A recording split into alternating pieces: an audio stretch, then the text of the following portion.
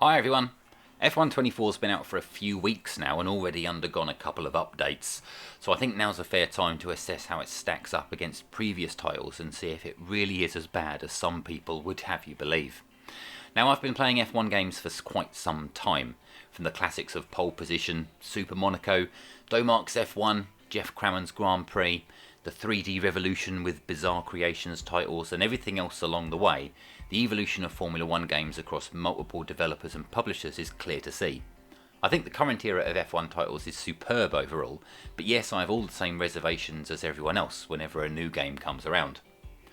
Releasing earlier in the year than any F1 game previously, and with very little changes to teams, drivers and regulations in real life, the limited development time was always going to deliver a 2024 edition that was similar to last time, and I can understand that. Codemasters don't have the unlimited resources of, say, a Call of Duty title with multiple developers overlapping development years. They literally only have a handful of months to deliver an annual game which is so high profile it'll always be criticised for repetitive elements, and until the F1 licence is offered up elsewhere it'll likely stay that way for the time being, especially as EA continue to milk sales from older hardware users and not drop previous generations' support in favour of new graphics engines and fancy new features that only newer systems can handle.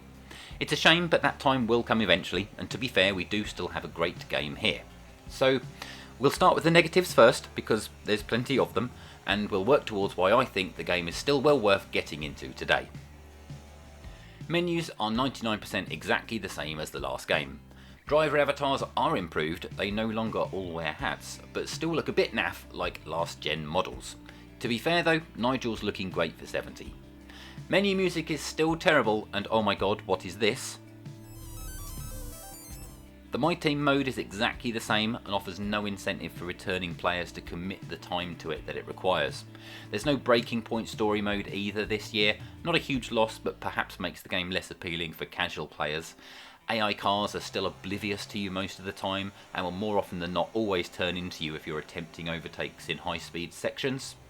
All but 3 or 4 of the tracks are exactly the same as before, with just minor sponsorship board updates, and a couple of the non-season tracks have been removed entirely. Rain still runs downwards on the screen when driving at 200 miles an hour.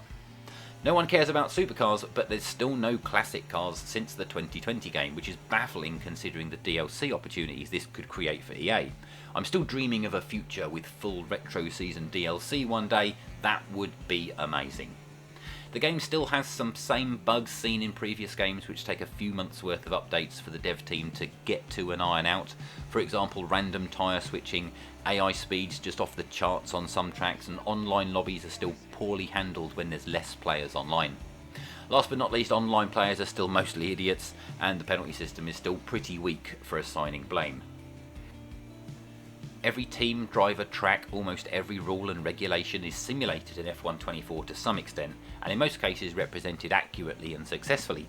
Safety car processes are still a bit iffy at times, but overall the game continues to showcase the sport in a very complete way and with the themes and atmosphere that you'd expect. Yes, you can drive an F1 car in iRacing and mod cars into plenty of other sims, but as a package for F1 fans, this still delivers, and I think it's this which affords EA and Codemasters the ability to not have to overstretch with each iteration. After all, despite the bad press ahead of the game's launch, I still bought it.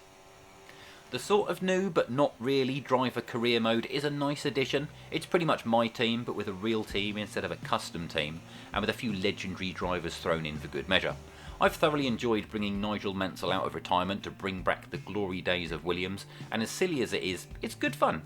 I'd like to have an option where you can allocate real drivers to teams at the start of a season and mix it up, rather than the game just determining driver moods as the season unfolds. It'd be great to have multiple legendary drivers thrown into the mix. This mode, however, was appealing enough to make up for me not wanting to go through a whole heap of My Team seasons once again. F1 World and the Podium Pass features are also back and virtually unchanged, and again nobody cares. It's nice for unlocking a few car liveries and stuff, but I have absolutely no interest in acquiring new gloves or sunglasses for my badly drawn avatar. I quite liked the compendium features last year, and this returns too, but come on, playing for hours to unlock an image of some text is not rewarding or interesting in the slightest. Give us race highlights videos, mini documentaries, interviews. There's so much untapped resource that must come with the F1 license that is completely underutilised. But Now time to be positive. All this extra stuff is meaningless when you compare it to the main draw of the game, the actual simulation of racing and the sport. And it's here that thankfully Codemasters shows its strength. The overall number one concern we all have when a new game rolls around is of course, how's the handling? And well, it wasn't looking good for a couple of months. News from the beta was not good, with much more oversteer present, a very twitchy front end and way too much grip at the front and hardly any at the rear. And yes, on day one I found the same, with the game feeling much more arcade-like, and in some instances power sliding on fast corners became the fastest way through. For context, I drive using Fanatec CSL, so my opinions are coming more from a wheel user perspective than a controller, but after some adaptation I did find it quite enjoyable, but it certainly felt less realistic. Everywhere I looked, people shared a similar opinion. The handling is a downgrade this year and a big concern. Thankfully, we've already had a couple of significant updates, you could even say an overhaul, and this has been significantly addressed, and I'm going to say I really like it now. It feels much more like a blend between the twitchiness of 2021, with the floatiness of 2022 and the oversteer of 2023, but I now once again have that turn-in confidence I found in the last game, and that makes it so much more enjoyable. I'm sure it's not particularly high on the Sims scale, but to me that's irrelevant. I can challenge, I can enjoy racing with others, and I can place the car where I intend to, and that is the big win for me. It's just enough to be able to overlook the repetitive nature of other elements and emissions in the game, and that £60 price tag.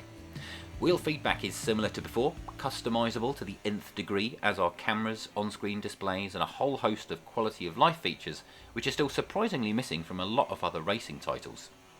Taken as a standalone title, this game is excellent. In the context of a series, it just doesn't have enough new content to draw in anyone other than its already dedicated fans. As tech develops and the game engine creaks along for yet another year, we'll soon find ourselves at a point where a true refresh is required, and I'm equal parts excited and fearful for what Codemasters will deliver, assuming they still have the license. But for now, my home for virtual F1 racing remains with F1 24 once again, and Super Monaco GP.